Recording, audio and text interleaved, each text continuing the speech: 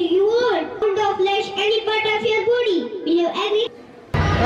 एक तो हम गुड एंड ईवल जो है उसके बारे में एक बच्चों को क्लियर मैसेज देते हैं, और ये एक बहुत पुराना प्ले है, मतलब इसकी बड़ी पुरानी हिस्ट्री है, हम भी अपने बचपन से करते आए हैं। लेकिन जब ये करते हैं एक नया लेसन, एक जो जनरेशन है आने वाली उसको एक नए अंदाज से, एक नए तरीके से करते हैं, और ये कभी पुराना नहीं होता।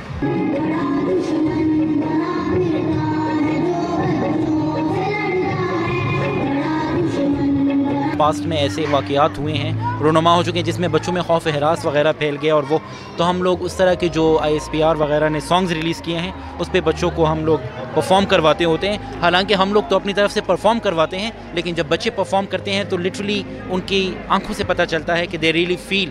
The beast tried to walk towards the castle, but fainted and fell. He woke up 2 days later to find Belle, who was sitting by his bedside.